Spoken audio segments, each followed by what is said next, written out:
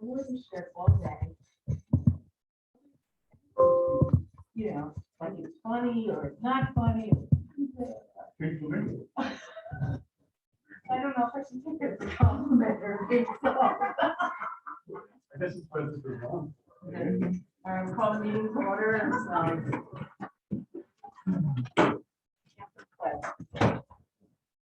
Pledge allegiance To the flag of the United States of America, and to the republic for which it stands, one nation, under God, indivisible, with liberty and justice for all.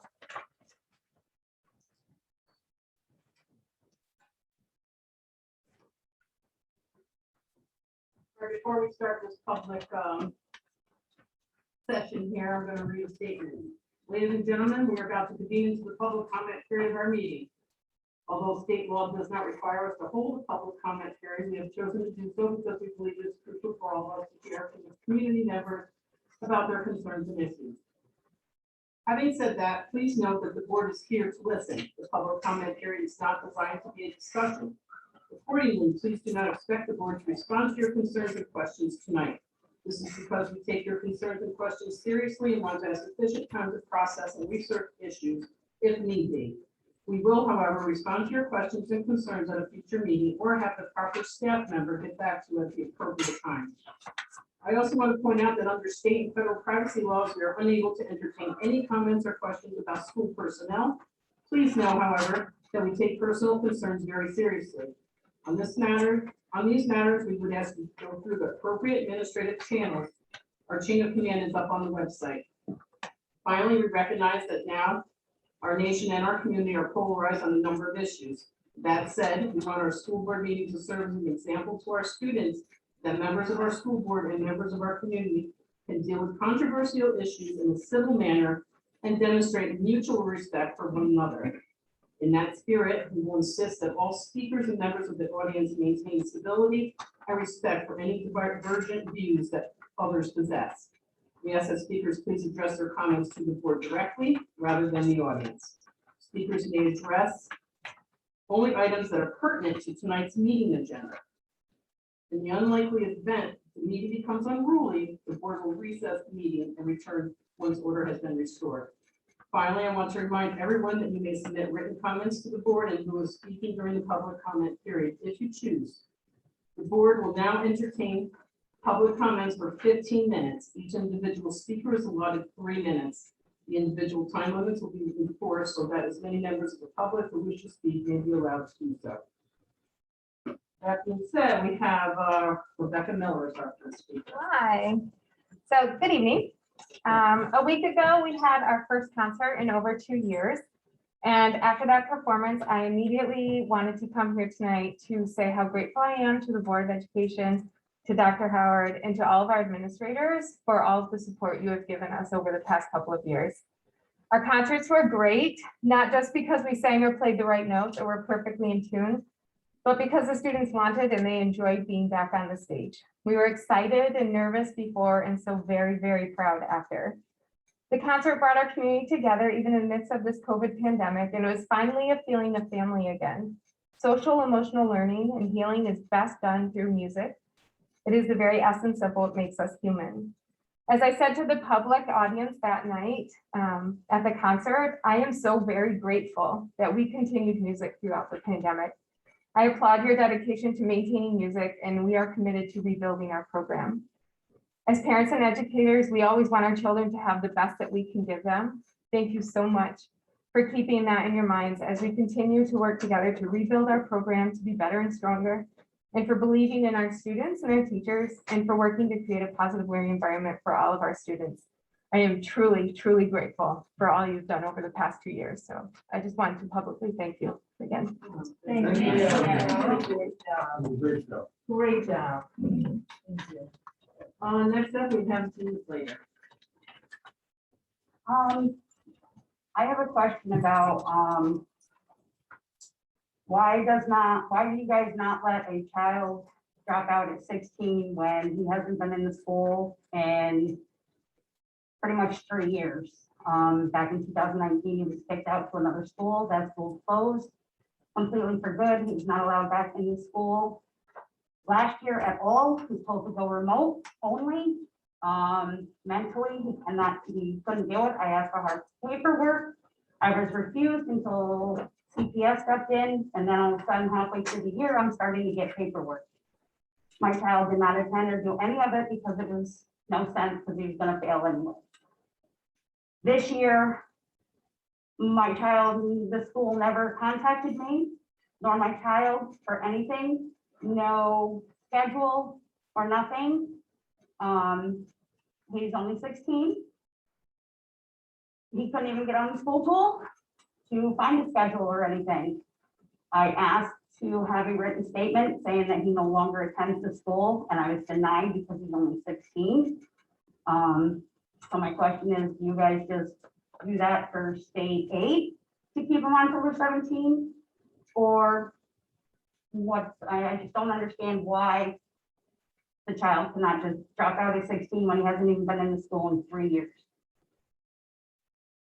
So Jeannie, I have your name here. We'll have someone from the school get a hold of you, okay? Thank you. You're welcome. I appreciate that. Thanks. Okay, now, Hi guys, how is everyone? So I have a few positive things to share tonight. The music and art department was extremely proud of the 2 concerts and art shows that were able to present for the past 2 weeks. Our students did a fantastic job, and it was great to see them back performing and showing their art. I'd also like to acknowledge the retirement of Russ Webb. He has been a fantastic colleague in the music and art department, an integral department member, and a huge asset to the district for over 20 years. He will be greatly missed. Shakespeare and Company was also able to put on their performances in late November. They held performances here and in Lenox, and it was quite a success. The students loved being back on stage. A special thank you to Alice McClenaghan, I never say it right, who is the faculty liaison for Shakespeare. Kathy Kaiser and the elementary school student council have been collecting mittens and hats and displaying them for the taking, which is really helping out those kids. This month, this is the part that's not so good. This month, I want to read some direct quotes that I've gotten from faculty members in hopes that you'll listen to their concerns. And these are several quotes. So, what about our social emotional needs? One quote. The junior and senior high cafeteria are both unsafe due to COVID and student behaviors. We're burnt out. Not feeling cared for, not feeling valued. No connection due to the climate here.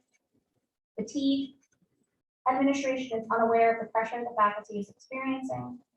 Experienced educators are feeling exhausted. Most difficult students will work when they feel loved and cared for. We feel like those difficult students right now, with no support. We lack connection. Modeling starts at the top. We rarely hear from leaders about the good that happens. Undervalued. I look for job opportunities regularly, which is not because of the students or my colleagues, it's because of the environment. And then the last one being toxic. So the Board of Ed are leaders. Dr. Howard is a leader. What are you going to do to address these issues that I continue to bring to your attention? And I hope the board gets some advice while they're in San Diego. Thank you for your time and have a good holiday. Thank you so much.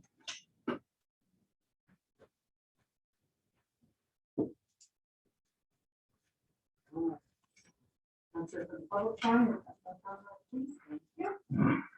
All right, I need a motion for the acceptance of the agenda. Can I have a motion, please? Joe, second. Bill, any questions on the agenda itself? All in favor? Thank you. I need a motion for the acceptance of the consensus agenda. Motion, Ron, second. Terry. That, no, Ron, you said you have a question there, right? Yes, B. We amended his custodian appointment because last year he took the custodian exam, so his permanent position is really supposed to start in December. And he took that permanent position in September, so we're amending his permanent date, and he also just took the labor position. So he prefers to take the labor. Yes. Yeah, so I still had to correct his probation or his permanent date. And then F and G have been struck, for tonight, looks like, right? Yep. Any other questions on that?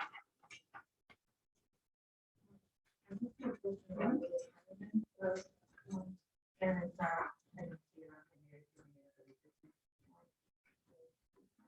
You approved that in September. We're talking about that.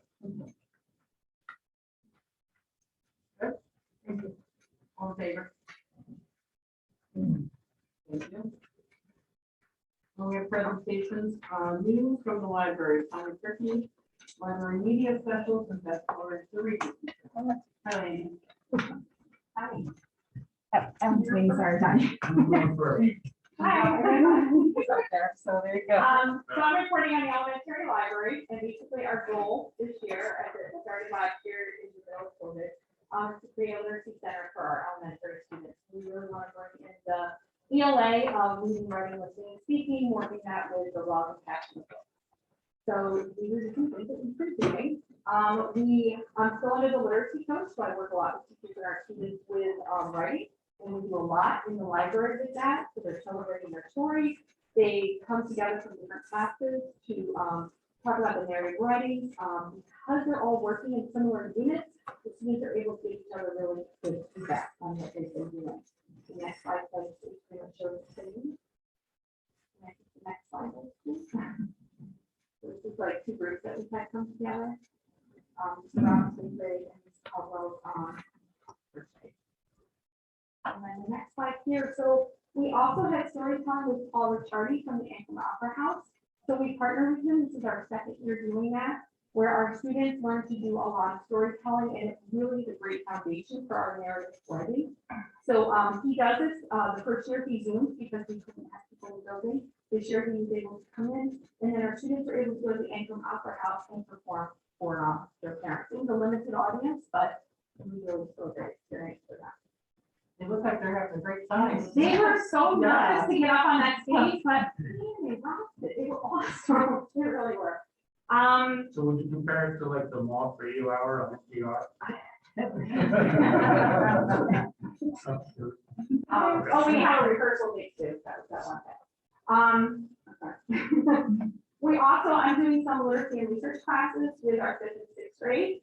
And before we get into the research part, we really have to look at who we are and what we're bringing to the table so that when we dive into that research, we know where we're coming from and maybe what biases we have, what angles we're coming from.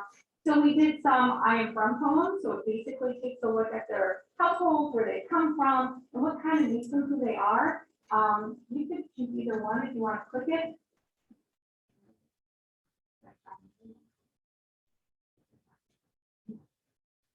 No? No. Okay. Dr. Howard, may I share this with you at another time and then Yeah. pass that on? Yeah.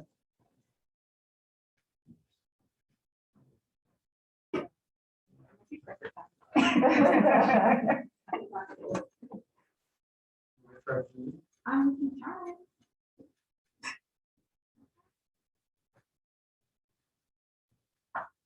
We probably shared. Hmm? You shared access with me probably. Yeah. Okay, that's all right. I'll pass on, and then if you get a chance, you can click on the link. They're doing a nice job. This is some of our students are working in the library. Go to the next slide. So we also, grade 3, and all of our grade 2 working with the F&C classroom, which is their reading program, they have author studies. So grade 3 had asked me, hey, can we do something with Janelle Cannon, who wrote Stella Luna, Verde, Kahili. So what we did is, the kids came in, we introduced the author, they read the books in their classroom, they came back, we introduced how to do some research. Then they went and they did projects at home, and because Janelle Cannon wrote about unusual creatures that you don't see a lot of books on, we too chose unusual creatures to write about and then do a project on. So this is what they came up with, and the next slide shows the whole group. And that was on display. So that was on display about 2 weeks, so that the kids coming through the library could learn about different animals that they can learn about. So also we've been working on is grade 6. is through their ELA class. We partnered with them because they want to give back to the elementary school because they're the older students. So their give back is to do book trailers for our younger students, where we'll put a QR code on the book. They can take a picture of it and they'll get a book trailer. I don't know if it's gonna work. But if you want to hit the cat, might not come through. Yeah. All right, so definitely if you get a chance, look at the book trailer. We did an amazing job. There's this wonderful template that we use on iMovie, and it really comes across as very professional. When I was putting the slideshow together, my kids were in my house and they're like, experience with that? It's like, yeah, so they're really quite impressive.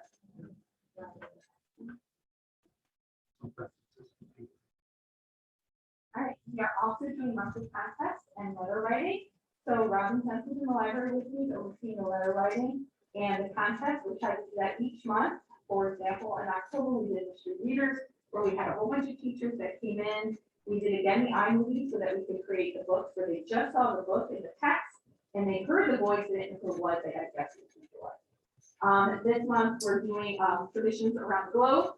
So they're getting to look at, what's going on in this month around our Earth, and then they just answer some questions to get actually into a graphic.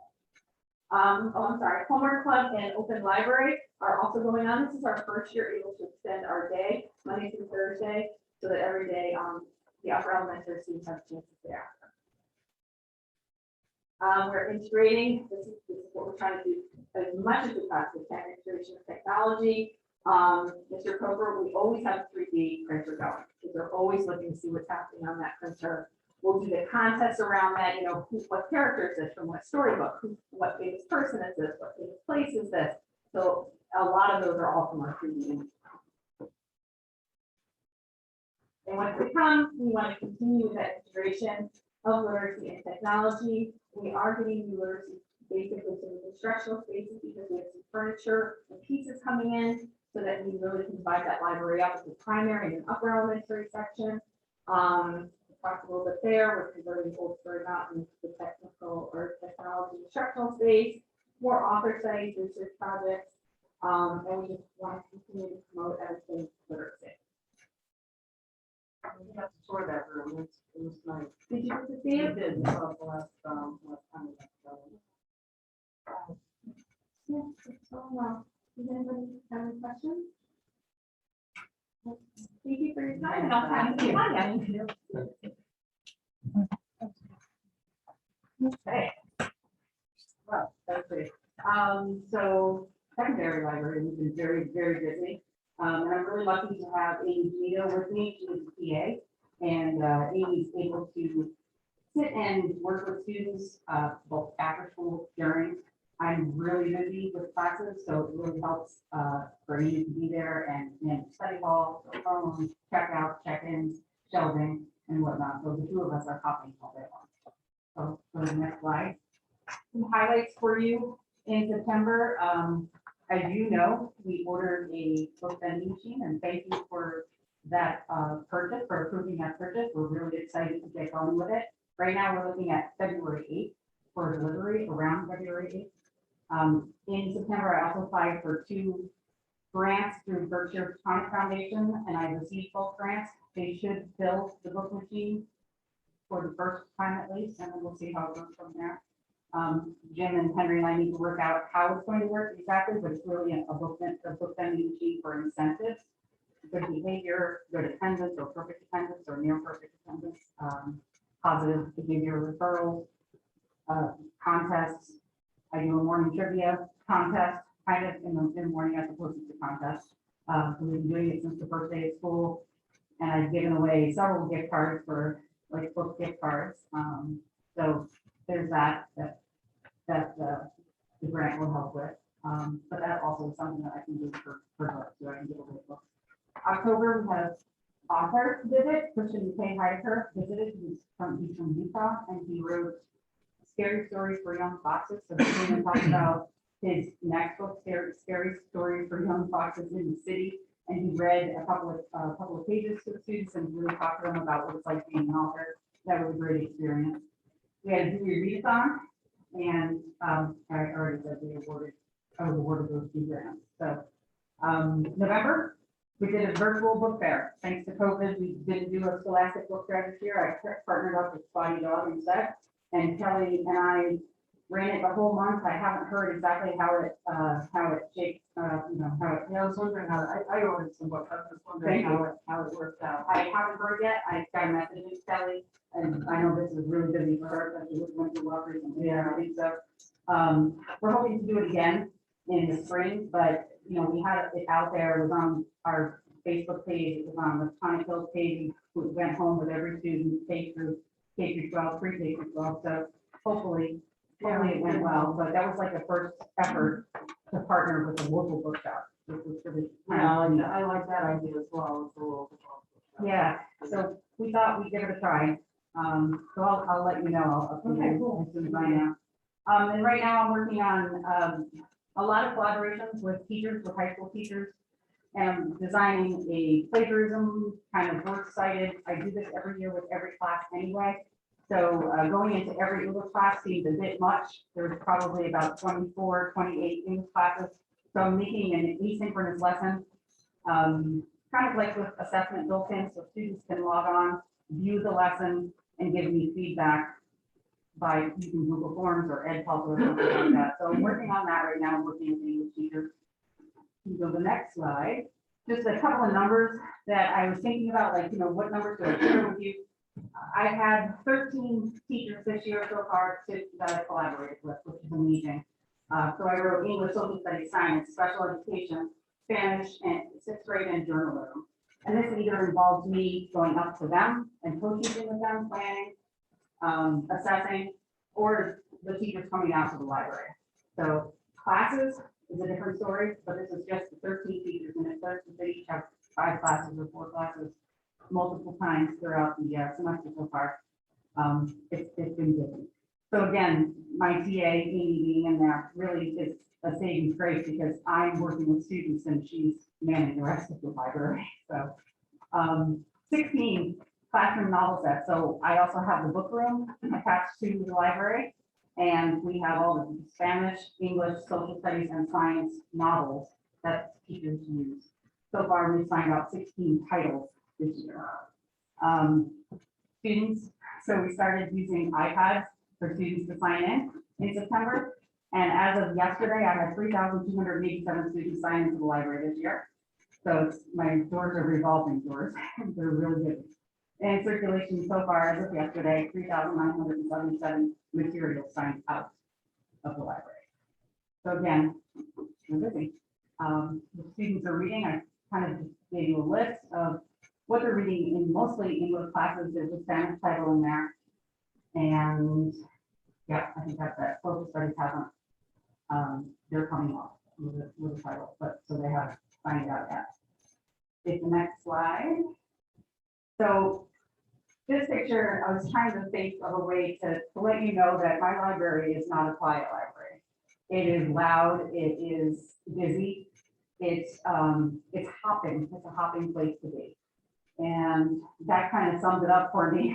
There's something going on everywhere. So if you flip to the next slide, just a few of the things that we have going on. The center picture was also on the front slide. Knitting is like the biggest maker space this year, knitting and crocheting. And so I have a basket of yarn and then a lot of crochet hooks and knitting hooks, and they fly out. So there are 3 students here that if you see, they have a tutorial video on, and they were each trying to knit. So far, and these young ladies come in every other day, and they walk in and they don't even have to say anything. Miss Janito comes out with their yarn and their knitting needles, and they sit there and they knit for 30 minutes or 40 minutes. That's so cool. It is, it's really cool. And then we sit there with them, and they don't know how to crochet. I know how to crochet, so I sat with them and we crocheted, and then Mrs. Janito knows a little bit more than I do, and so she sat, and it's a lot of fun. But we have some large games. That's a checker set on the upper corner there. A very huge checker set, so that gets used a lot. Down here is a picture from a makerspace fair that we did a couple years ago before COVID. We haven't been able to do it since, but hopefully we will. And they're building straws. They're actually straws that stick together, and you just put them out. The kids make. So That's what Maple Shade is all about. Over here, we have some magic cubes with the iPad. And then we have a little bit of fun, and this is called Bookface, hashtag Bookface. So if you get to look online, if you hashtag Bookface, you basically match up someone's face with the book cover. And that's one of the images. We have a collection of these, but this is just like a start of things that are in the library. We have puzzles, we have board games, we have plants everywhere, an aquaponics fish tank. And kids are asking about that constantly. Kids are asking, can we help take care of the fish? Can we help take care of the plants? And the answer is, of course, yes, let's, help me, sure. We're at the school Monday through Thursday, which is either a TA in the library or at least one TA each day. And we're listening, it's averaging about 60 to 70 students a day. And, like I said, it's everybody kind of needs something, and we're, every day's different. Looks like it's working very well, Tanya. It is, it really is. Thank you. And then, yeah, Dutch Man from last year, we didn't do that one, I did this one this year. And, I don't know, it's a great place to be. It's a great space. No, I want to town. Like I said, every day is different. You don't know what you're walking into every day. I'll get a phone call and say, Tanya, can you help me with find X? And I'll find something where I'll take an hour and try and find something for a teacher. And then someone else will call and say, did you find that video or that DVD? And so it's just kind of, somebody else will walk in and say, can you teach me citations and how to do this for my research paper? And every day, I don't do the same thing every day. I have the best job in school. Yay. Are you familiar with the knit club of the Hudson Valley? The what club? The knit club of the Hudson I've heard Valley? of it. I've Because heard of they just raised like $7,200 just for knitting and projects, and they had a craft fair in Copic Park, and these ladies get together and they just knit. But would you be interested, or is there an opportunity for somebody to come in and maybe, work with some of the kids and I think that would be provide great. instruction or As long something? as we could approve it, with everything going on with COVID, right? I don't know, Jim, yeah, that would be great. I was in trouble. I bet you they would love that. Yeah. Getting kids involved. And they're a great group of ladies, and Sure, let me know. that kids are interested. They can teach everybody, they really expert, high quality stuff, so, and they can crochet and everything. That's one thing that I just didn't expect. I put the basket of Yeah. yarn out, I put the knitting needles out and the crocheting hooks, and I thought, they're not gonna bite.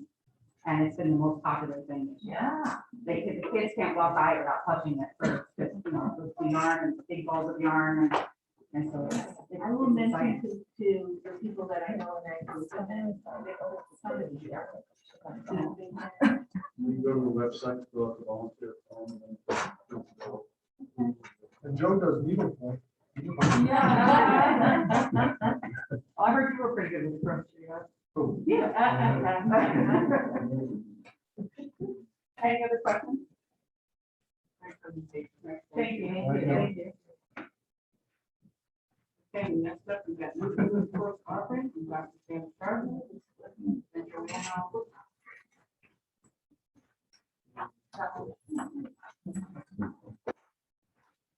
Okay, so just a reminder, because it's been a couple of years, in November, we take proposals from teachers for new courses.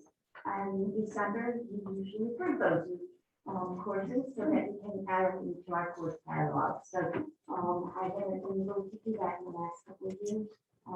So what you're going to see tonight is one new course completely that wasn't discussed about until this fall, and then Joanne's going to share some of the English courses which have been over 2 years in the making. So we've been working very hard on those. So the forestry course is going to begin actually in the spring. So that's why I put begin 2022. So as we look here, just want to remind you, we offer new courses and put some courses to rest for a bit, because student interests change. We're a small rural school, so we like to, be dynamic, in their interests. And we can only offer so many, so, that's why we, approve new courses. We keep others on the books, and sometimes they recycle back. One of the ones that we're going to offer next year is one that recycling back. And really what we're looking for is students have pathways through their chosen program, whether it be a CPE pathway, in technology, or whether it's a two-year pathway, whether it's an apprenticeship or a 4-year degree, whatever their pathway is. We want to make sure they have the background and the chance to explore too. High school is about exploring. So we encourage students to take electives and find out maybe that they don't want to go that pathway, but what an inexpensive, harmless way to find out you don't like something. So sometimes that happens, and we do encourage it. The English classes that we're adding in are really, a strategy we're using to help improve our high school graduation rate. We're looking at, instead of a full year English 12 option, half year. So if a student isn't successful in a course for half a year, they have the ability to go back and just take 2 Englishes the next year. Also, some of our students recently have wanted to graduate in 3 years for high school instead of 4 years. So this allows them to take electives early on and make that decision. And they won't have to worry about the traditional English course. We want to make sure our students are making good choices for their next pathway. We want our courses to focus on 21st century readiness skills. And the last thing is we want to make action to the 6th class option that we have in the concept. So richer choices help our students to achieve success in their chosen field, what it's all about. So the first course I'm going to talk about is the agri-science, in the agri-sciences and forestry science. The next courses we're going to talk about are the English. And this is the list of them, integrated reading and writing, young adult literature, crime and literature, advanced creative writing and poetry. We already had creative writing on the book. Women, younger, literature through film, American Vision Flex on the open page. So I'll specifically go over the forestry science, and then I'm going to turn it over to Joanna, who's going to talk about the English courses. Forestry science is going to be a partnership with the Audubon Society down in Copic. So one of the things that block scheduling allows us to do is it allows us to get kids off campus with the 80-minute time frame, relatively close, get hands-on experience, and get back to school their next class. That's very hard to do in a 40-minute time period versus 80 minutes. So this class will involve hands-on field experience out at the Audubon Society. We learn from foundation and deposits. They really are wanting to support the Audubon Society and connect it to the community in a stronger fashion. So they are actually supporting the hire of the personnel that will help us with this. Also, it's a national FFA class, and it has a CBE competition. Remember, that's the career development events that we go to state convention for, and then some of us have been lucky enough to have winners on to the national, including the kind of in the agri-science area. So we're looking to expand, and this would be one competition to expand. The class itself is designed for students who are interested in conservation careers, forestry, privacy, environmental conservation, ecology, and any other related areas. And it will be a half-a science credit for students. So students that are not pursuing the traditional chemistry physics pathway, this is a great way to get a half-a credit in science. We're done with our country. And we study English classes, and then I turn it over to them. So the integrated reading and writing is kind of taking the place of our regular English 12 right now. It's really going to be geared more towards our struggling English students. And it'll be the next credit. It'll be mostly contemporary novel, short story, career-ready writing. It'll be a good option for our students that are struggling. And like Sandra had said, with that, if they make a bad choice maybe first semester and they don't do so well, okay, then they can just double up in spring and they're still on track to graduate and they won't have to worry and panic that, oh my God, I messed up and now I can't graduate on time. My class will still be able to because, you know, it's divided up into the semesters. Young adult literature. Just love those. They check them out of the library all the time. So that class will be geared mostly towards those books. They'll do a lot of group work. They'll be writing. It'll just be a really good class to put that book to read.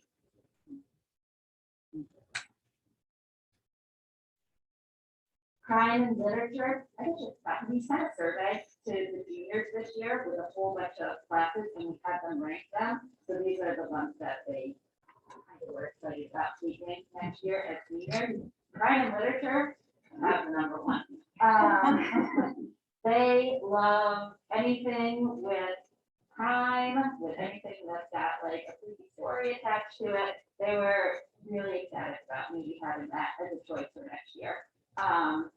That one will also have a research component to it where they'll actually research a notorious sort of crime and learn all about the justice system, how it impacts everyday lives.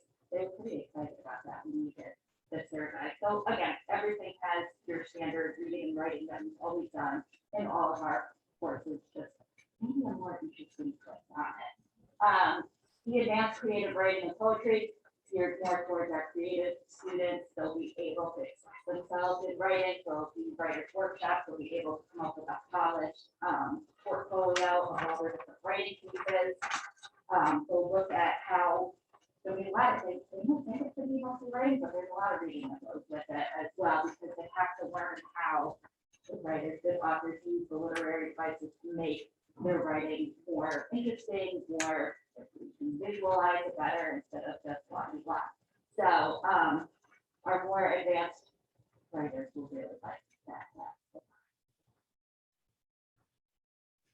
Women writers, that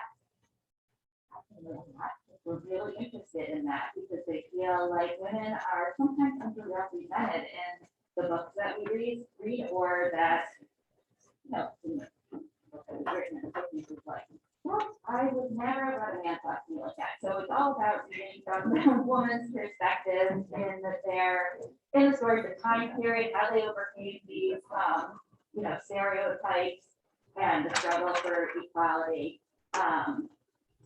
We were pretty interested in that because it was pretty neat to read from women's perspective. And then literature through film. You know, they have movies for English, but it's not just sitting and eating popcorn and watching movies. They're going to analyze the film for, you know, literary merits. It'll be good to see how you can take the literary devices that are used in the writing and see how they're applied visually. Looking at the roles of women and men and, you know, different ethnic groups, how they were represented in movies and in the books and see if there's any differences. And of course, there's going to be writing. They might not think so, but there's definitely writing and reading in the literature class. The American Vision Quest on the Open Road. Writing. So, people that go out and they explore their lives and the lure of the open road, the adventures that they have on the road. All about self-discovery. It's a good draw for teenagers. Sometimes they don't know who they are, what they want to do, and they just kind of figure it out along the way. So those were the we had other ones, but these were what the kids had picked on the survey. You all have your courses? all of Yeah. these? So basically, the kids will be able to pick two that they want. And we know they're all not gonna Yeah, be able very to interesting. run. So we thought when it comes time for them to pick their schedule, we were gonna send another survey of these. And then I just see what the top. And then narrow it down. Yeah, narrow it down. Sometimes too many choices. No, was AP literature considered as an course? Because of what we talked about it, and because of 101 in the past, we've never had enough kids that wanted to take it, to be able to run it, because they all migrate towards 101, because it's a guaranteed transfer of credits, where AP sometimes isn't. So I think that draw, getting the English credit, pulls people from the AP. What about switching? So I know a lot of students that took AP language last year said that they would have much rather preferred to take AP literature. Was there ever thought on switching those? Like alternating years, Yeah. like 1 year language. There has been, but the one prepared to much more for the SAT than the other, so we have chosen to offer the one junior year for the SAT preparation. And I have another question about the forestry. How many kids are interested in that? I mean, do you have an idea of how many kids? We have not, because it was more of a push from the Audubon and Rhinestone. I'm guessing it would be 4 or 5, it would be small to start with. And I know in the workshop, I know I have questions about the chemistry, we're talking about for next year. Not teaching the AP chemistry, and I have concerns about that because I know there are students that do go off to college.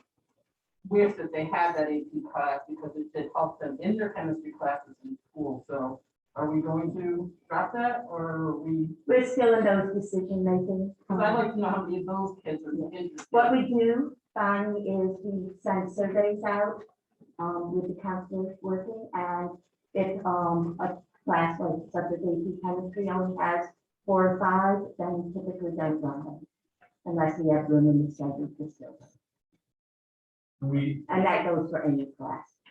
We look at about 14, what we look at for initial sign up. So what do we do with those 4 or 5 kids that are interested, then what do we do with them? Get their second choice. I mean, the 4 or 5 that want the AP chemistry, and we can't offer it to them, what are we going to do with those 4 or 5 kids? Well, I think we'll have to look at the value that we can get, because unfortunately, the chemistry class is more than just a regular class, it also has a lab associated with it. So if we were to run that with that 4 or 5, it restricts some of the other classes that we can do, that might have more signups.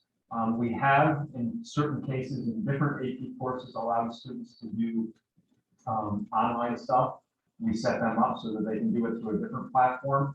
We haven't tried that yet on a lab type course. That I'm would just be, saying, that'd be extremely It's difficult. 4 or 5 kids, it's 4 or 5 kids, that we should be able to do something. That's all. But unfortunately, we have limited resources now. If you want to tell us we're at a science teacher to the budget, I'm all for it, and you can. do But if we those. can do it on, if an option is to do it online, we could do that, correct? And we have, yes. So, we had a child that was extremely interested in computers this year. I knew about it early, so I could search through our DL program and we were able to get that. But, I also was prepared with backup, through colleges for him to have the equivalent of that income. So we do that. We had a student do, the AP Spanish last year, and received a 4 on her score, and that was completely on. Comment on the AP chemistry. Sure.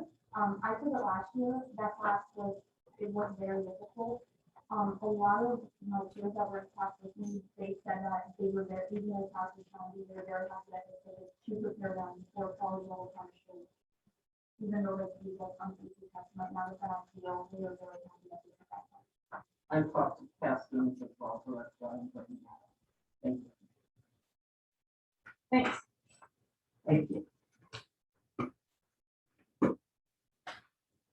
All right, on the reports, superintendent Dr. Moore. Hi, folks. I just had to fill the ward in, met with Dean Barrett, the Assemblywoman, and Allison Boyce of Sun River Health, discussing the school community health care center. We did talk about how that may bump up against our current contract with the hospital. We talked about a needs assessment being done, because you do have to register this with the state. We're talking about probably minor illnesses, prescriptions, physical, maybe even some mental health types of therapy. And that is being discussed, and we're waiting to hear back from them on proposal. So there may be some money from the state for that. We're waiting to hear. Next, I met with Showtime, Location Scout, took them around the building. They're going to be filming, I believe, a mini series, and it is a potential to take place over February break. We are not chosen yet. I hope to meet with the assistant producer in the near future. It is a fairly big economic driver for the county now, and for the local economy. The school has the potential to make a few bucks on it as well, if we are the chosen location. The book is 3 Women. I don't know much about it, but it is supposed to be fairly popular. Book. I got a question. Would you be open to being at the filming that show of the ultimate at school? Yeah, so Dirty Little Liars or something like that. Pretty Little Liars? Pretty Little Liars. Okay. Would you be open to maybe having somebody from that show come in and just like do a presentation for like a drama club or something? Oh, yeah. Yeah. Sure. That's real life experience. Yeah. You know somebody? I could probably hold something. Yeah. We even talked about extras. We talked about potential for. Are they approached you for extra? Pardon me? Are they approached the school for extra? They have not. I kind of volunteered our, we have the elementary group, that's the junior high group, so it might be potential to meet somebody. The scout location individual does not make those decisions. She's not prepared to talk about that. Okay. All right, thank you. Next up, the audit committee report, Joe. Thank you. The audit committee met together with the budget committee to discuss the 22-23 budget cycle.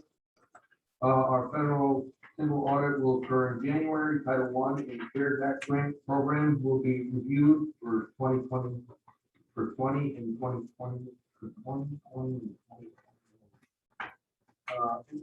Our interest earnings through November 30th were only $3,453. We earned over $255,000 in the same time period in 2019. The negotiations with administrators and staff, support staff association should start after January 1st. Go with that. Thank you, Joe. Any questions? Okay, next, budget committee report. So like Joe said, we met with the audit committee, both committees met together. Went over, let's see, we went over the district will refund debt service bonds in March, and they could yield about $500,000 in savings over the next 6 years. And a bond resolution is being prepared for January. The New York State Employees Retirement System estimate for next year projects a $234,000 in savings and contributions for district. We're not quite sure why at this point. This year we did have a surplus of $34,000. But this number is given to us by the state. So when we budget, we have to, whatever figure they give us, that's the number we have, and that's why we have a surplus, is because we didn't need to use everything that they told us to need to. Reviewed 11 budget requests from staff for 2022, 2023. The committee was asked for more information on some of the requests. Only because some of the things we submitted some of them minutes before the meeting.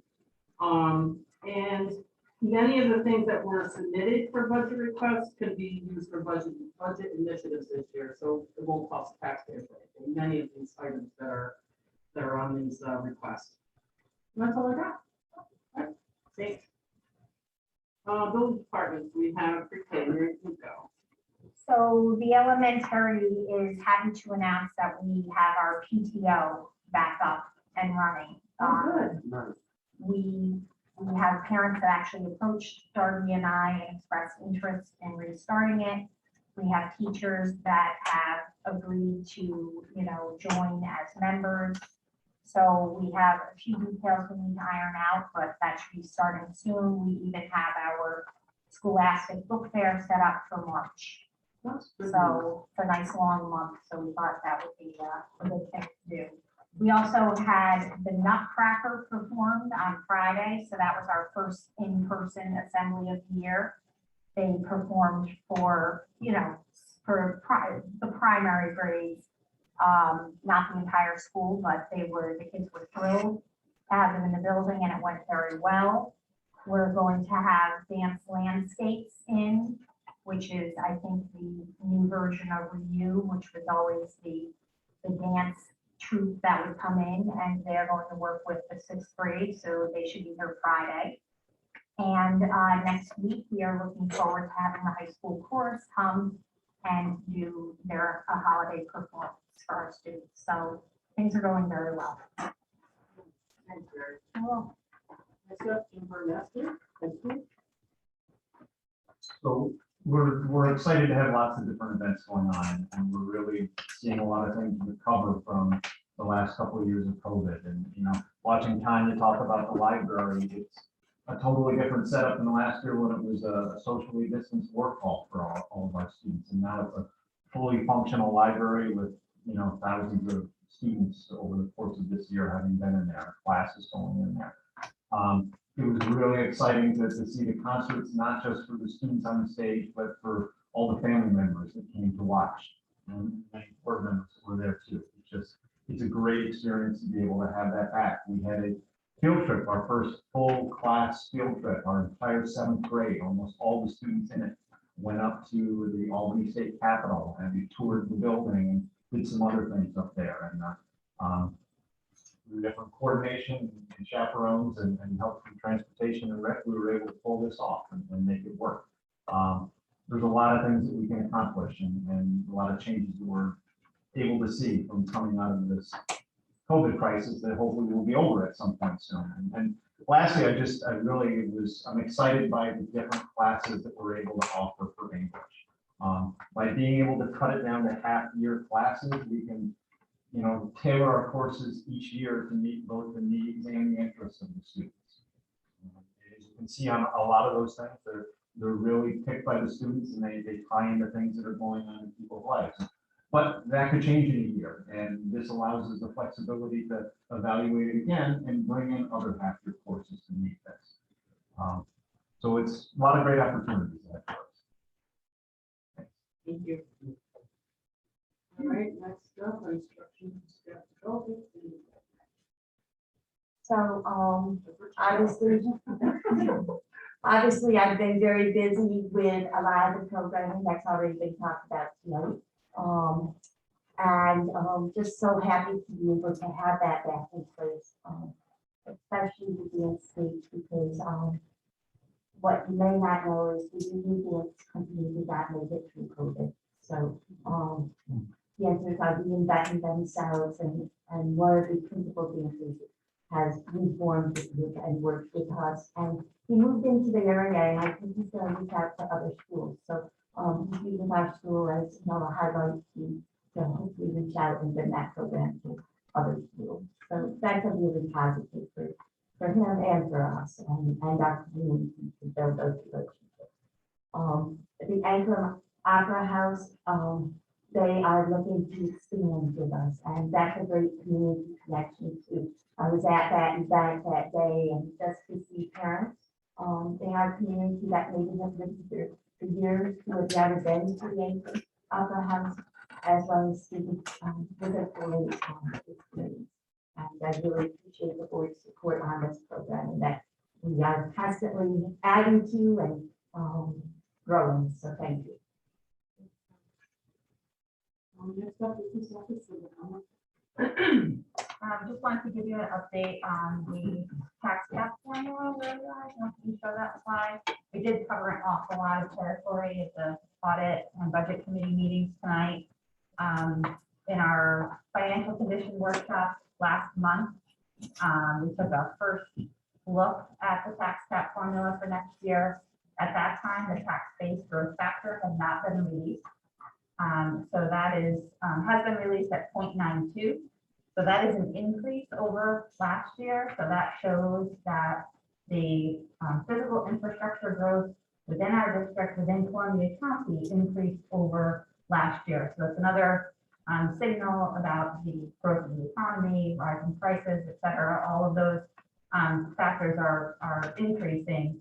CPI is still way above 2%, but as you know, the formula will not let it move above that. Our carryover number remains the same. Current year capital exclusions are still being calculated.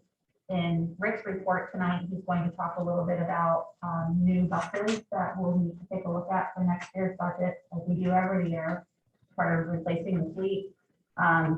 And what we talked about in the budget committee meeting was, depending on how the board wishes to pay for those buses in this budget cycle, that will play a role in what happens to that section of the formula.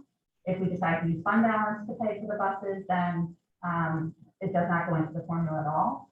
If you decide you want to use half of fund balance to pay for the buses, then we would put half of the value in the formula, and you would have the ability to create some tax levy for purposes of paying for that. So right now, compared to last month, that tax levy limit increases around 3.15%, and last month it was 2.85. So that is just with the influence of the tax base growth factor from last month to this month, but that number is changing with a potential maximum levy limit of 3.6. So again, very, very early, things are still very fluid, but you know, every month we take a look at this and kind of see how it's Zero last year, right?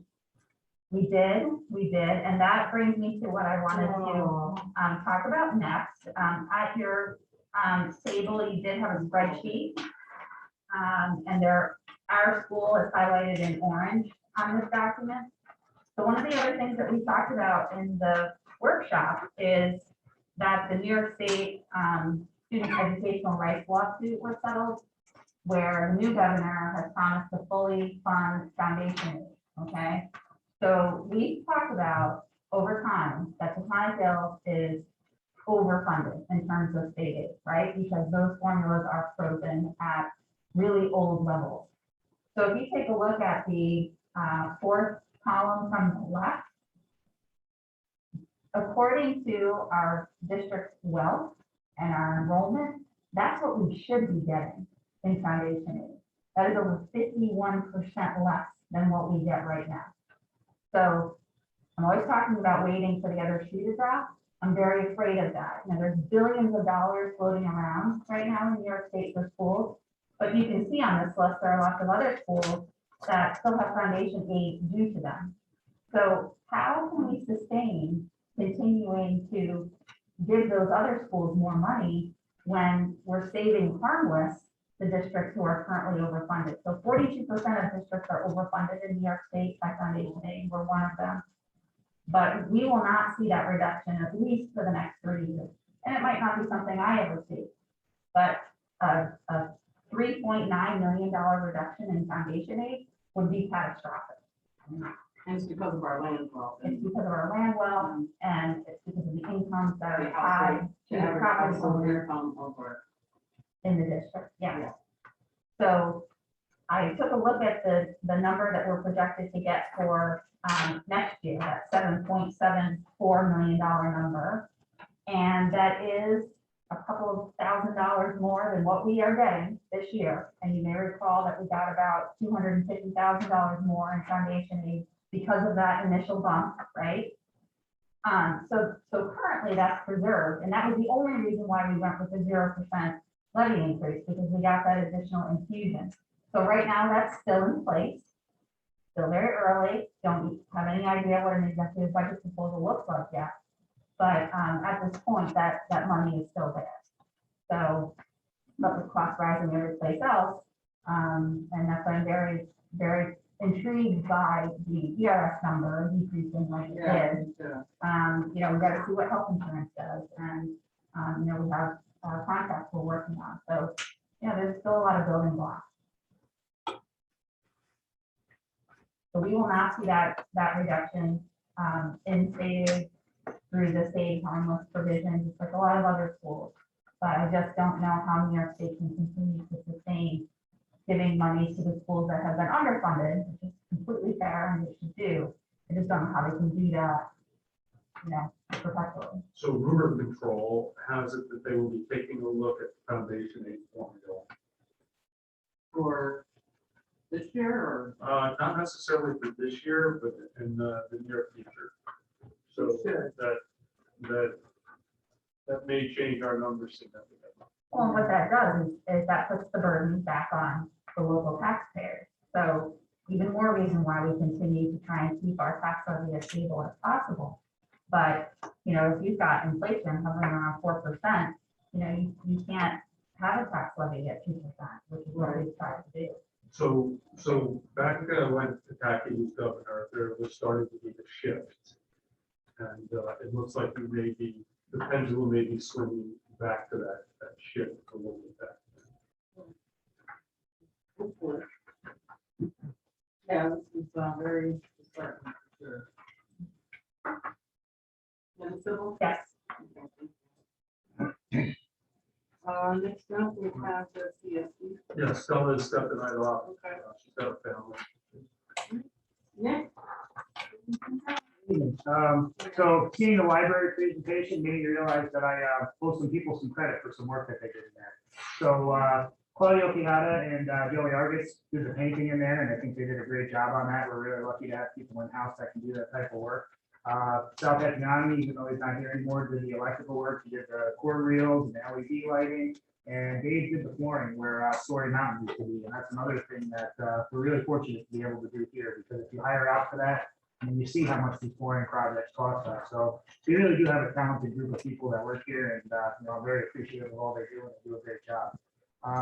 The other thing I wanted to fill you in on this evening is that we are moving forward with the wireless lock project that we had as a budget initiative that we talked about last year, and we're working on it this year.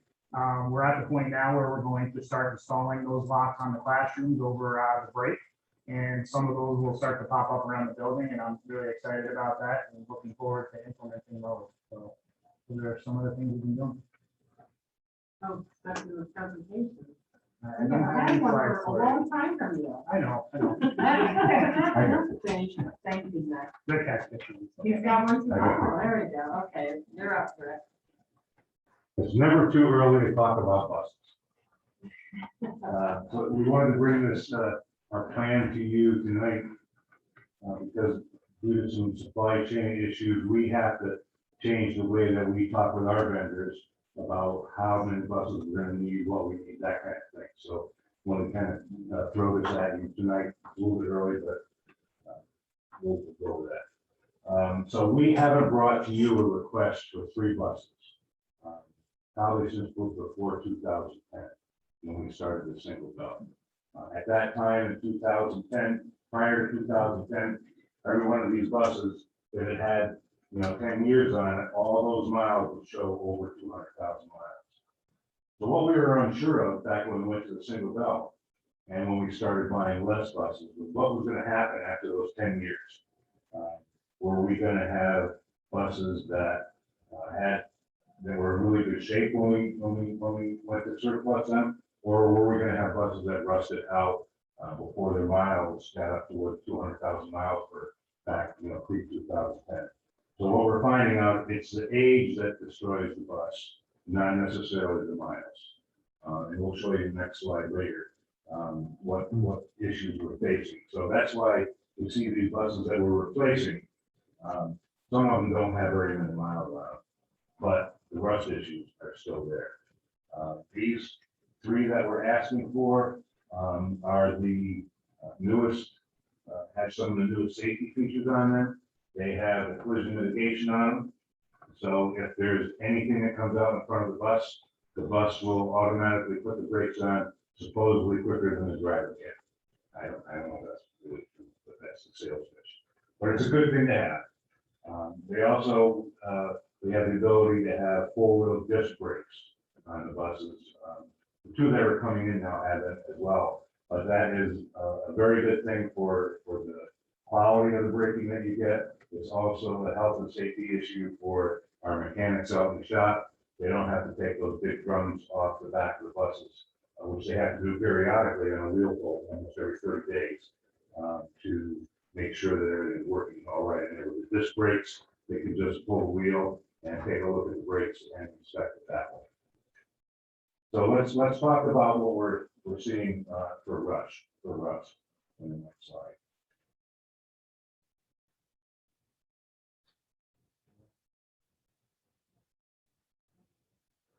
That's right. This one, right? Yes.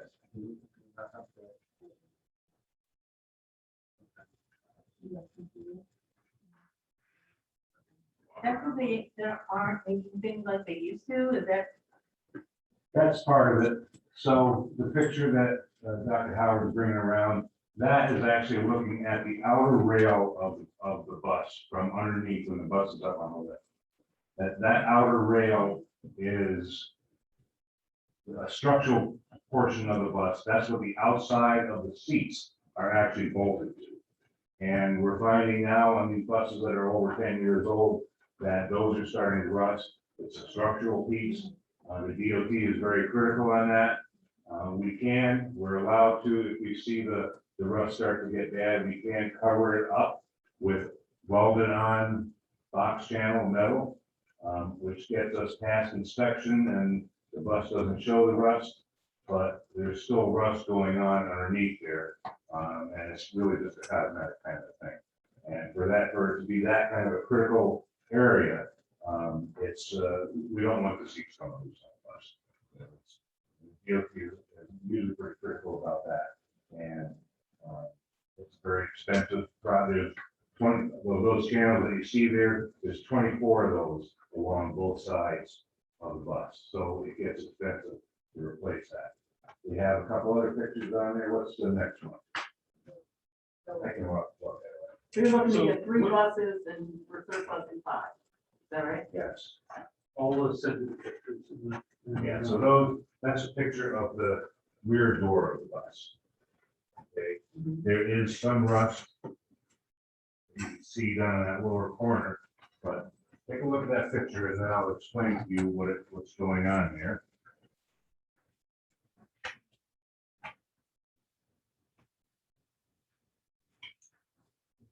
So the rear door sometimes rusts and pops out the back window. That is a repair that costs about $1,500 to $2,000 to repair that door. All of the buses that we have up here on the surplus list are separate from that. And then that whole back panel of the bus, somehow water gets in there from the way that the bus is manufactured, gets on the inside and starts to rust the structural frame that's underneath the bottom of that panel and underneath the bottom of the door. We have had to do that repair on one bus one time, and that cost $3,000 to fix that. And I won't show you this, the same thing actually occurs on the side doors as well. The issue that we have that probably costs the most money is the rear wheelhouse. So if you look at your car by the rear tire and you look in, you can't see anything because there's this piece of metal in there, right? Underneath the fender. The buses have the same thing. They rust very badly there. We're able to patch them as we can, but it gets to a point where you can't patch anymore. And then you have to replace both wheelhouses usually to stay within DOT compliance. And that's a $10,000 repair. So we're talking a lot of rust repairs on buses that are probably worth $5,000 or $6,000. And it's just not worth to put the rust repairs in there because they're only temporary. So you know that. Oh, yeah. So next slide. So currently we have 1072s, 666s, and 9 20-passenger buses, 3 Suburban, 7 minivans, and 1 school car. But that includes the 2 new buses that are coming in. It does not include the 5 that you okayed for surplus last month, okay? So they're already gone. After we surplus the 5 that was on the first sheet and get the 3 new ones, by the end of next year, we'll have 9 72s, 5 66s, and the same number of smaller vehicles. I would guess that next year, the way we're looking at this, how it's gonna play out, we'll be looking in this area here as far as some replacements, because they're getting kind of long in the tooth. So can we manage with moving down 2 buses, right? So Yes, and that's a function of less kids, you know, that kind of thing. So, and some of the buses we kept on a little longer because we weren't sure how COVID was gonna play out and how many runs we were gonna have to do. So we're trying to get back to where we should be. it's still down. Where do you stand to get the new ones? The chip issue? They said January. That's Oh, what they said. I still don't have them yet. I still don't have them. I've included them in the count, but we still don't have them. Not till I see it here. I want to make sure. Civil doesn't want to. And you're managing Going the 2. forward, is there an issue with, is there something you can do to maintain these buses? I'm sure you do everything you can, but I just wonder if there's something that, because cost effective, if you don't do, you know, prolong the life of the buses. Now, Not really. I wish they'd get rid of the liquid salt on the roads. that's what it is. Because that's what every one of those out there, the pictures that you've seen, that's what caused it. Yeah, that's something. I just say you're managing 2 short buses that are not showing on that number. Say that again. You're too short on that number, right? So you're down 2 that you don't have, Correct. and you're still managing that just fine, or Yes, what are we doing to manage that? we're using those older buses. The ones that we're gonna. Yes. Okay. We are using some of the 66s as well. As far as in our in-district runs, we're not just using 72s. We have some 72s that are around for sports and for field trips.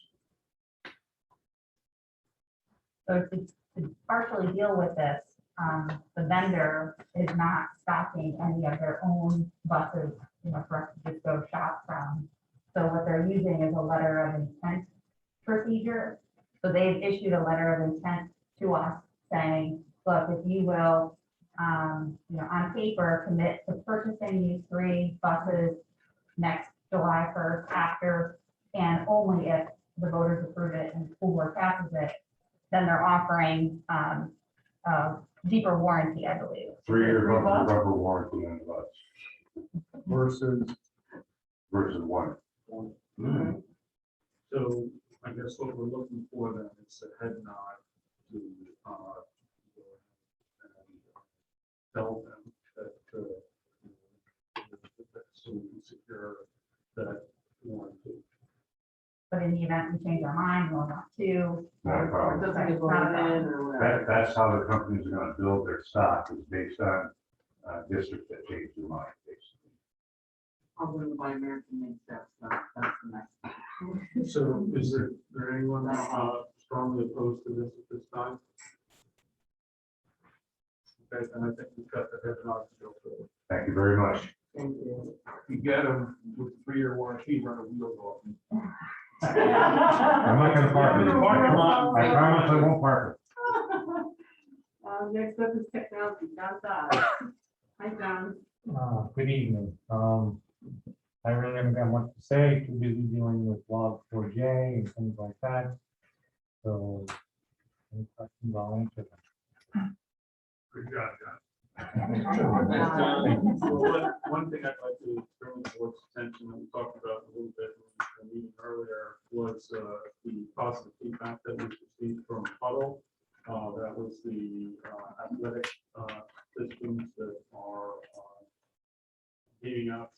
student, and the number of individuals signing in, and watching the basketball games is pretty impressive.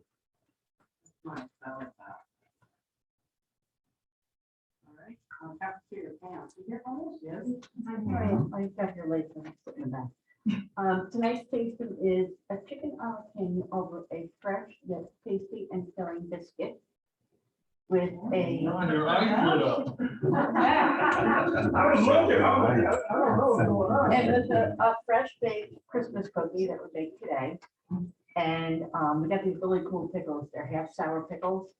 So they're in there too. And they're in the cardboard box. You always do such a good job. I always love everything. And for the past 2 weeks, I've been working on getting documentation together for my review that was supposed to happen last year, but because of COVID, it didn't. It's a 3-year cycle. So I have to have documentation for portion sizes, for purchasing, for equipment, and procurement, whether it was a bid. It's a lot of dotting my i's and crossing my t's, and business has just been a big help with expenses and, documenting that for me, so. So Pam did report that the administrative meeting that there's a shortage of cereal. Yes, there's no damn cereal at Ginsburg's. Are there any other shortages? Any other shortages? Anything that's Well, problematic? we survived the cranberry slush. Okay. We survived the cranberry slush. Oh, okay. And our paper goods are tripling in price, so that's, Yeah. so that's, that's where we're at. Let's keep our heads above water. Enjoy your dinner. And, Man, at the other meeting, I heard the car. Yes. No to no. Smell it, right? Hey, what about milk? What's milk prices? Milk prices are staying the same. We're using Hunter Valley Fresh, which is local, people that are specific for them. So they haven't raised their prices in like 3 years. So we're lucky. thank you. Next up is going to be liaison report now with Dennis. Good evening, everybody. I really only have 2 things to report tonight. The first thing being that this is a very stressful but also exciting time for most seniors as we are starting to hear back from colleges and finishing up our applications. And most need to apply an early decision are here back in next week, and that's been a very kind of event that's bringing us all together. It's really exciting and all the colleges are going to find it. I found out last night that I got into Boston University. I'm very excited about that to be attending next fall. The next thing is not being able to keep teachers and counselors with affected students. This year class was greatly affected by Mr. Pico's departure. The students assigned to him have been building relationships with him for the years that he has been here.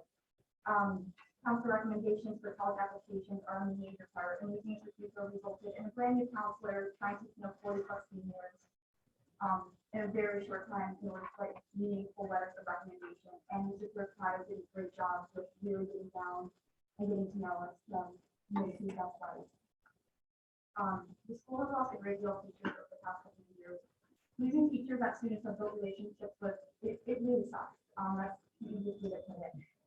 For college letters of recommendation, but also using teachers that students may confide in and just have a great connection to it. And using that can affect students' desire to take the class.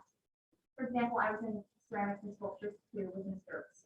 When Ms. Dirks announced that she was leaving, I was devastated. Ms. Dirks is a fantastic teacher. She makes an incredible learning environment and helped me develop my passion for ceramics. I have a younger brother, and it saddens me that he won't be able to have the same experiences with teachers that I've had in the past. There have been some teachers that I know he won't have. They love the school, and it seems unbelievable that he just won't have that. The teachers that have been at the school for many years have made such an impact on students, and students appreciate and respect them.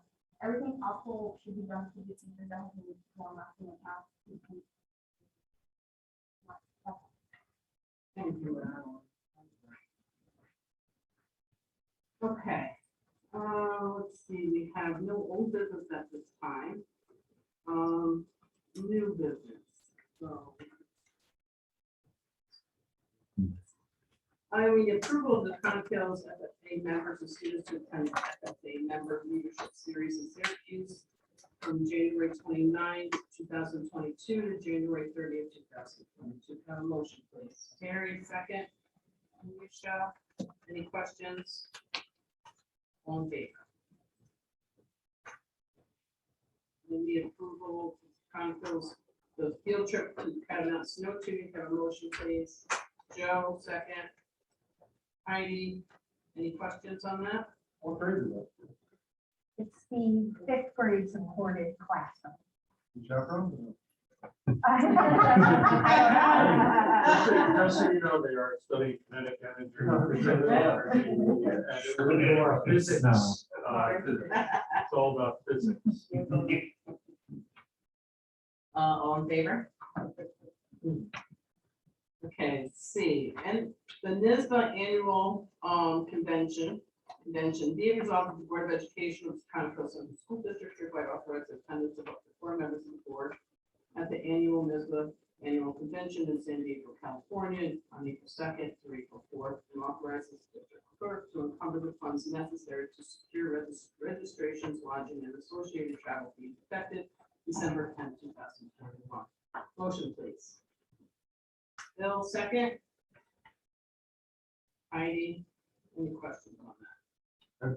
I'd just like to say that, to let the public know that we can go to the state one, it's not like right next to money. Remember, they're going to the national one, we can go to the state. Correct. We haven't been to the state room in a couple of years. Yeah. Well, I mean, Thank that's you, just throwing Joe. money at it. That's a good point. Okay? All in favor?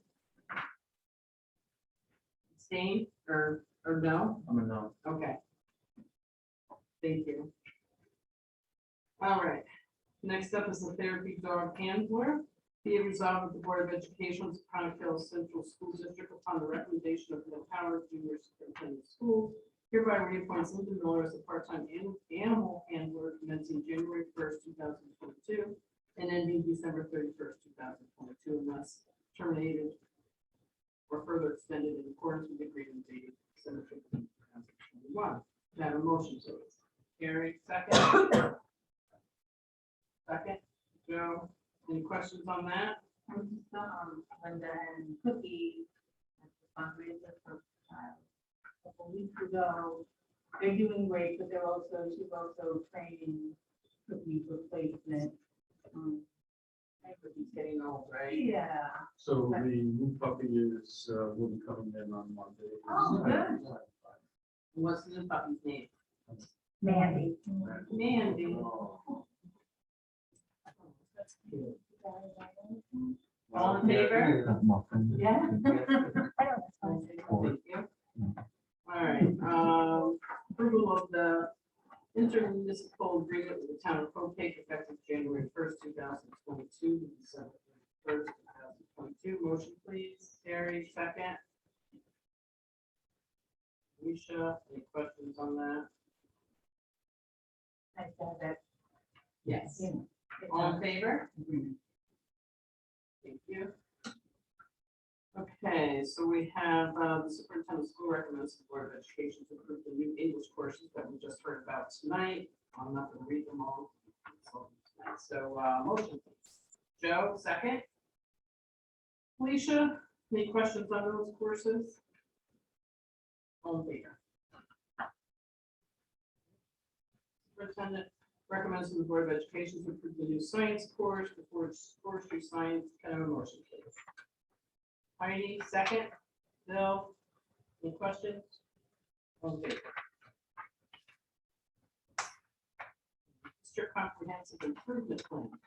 Be resolved, the Board of Education of Conneaut Central School District hereby approves this district comprehensive improvement plan for the time period commencing on September 1st, 2021, and expiring on August 31st, 2021, and authorize all terms and conditions thereunder.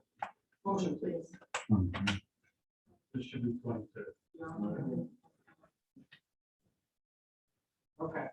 Oh, August 31st, 2022. Correct. Make that change. Joe, you made the motion? Yeah. Second? Bill?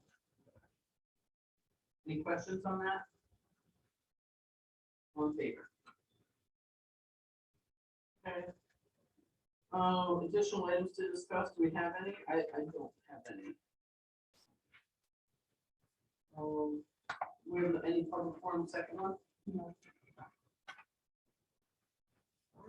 So I need to go into second session to discuss contract negotiations and employment history of a particular person. Joe, second, on, all in favor? Thank you, everyone. Happy holidays. Yeah, happy holidays. It's your fault because you had all those. It's your fault because you had all those pictures of us. I find undecided. I really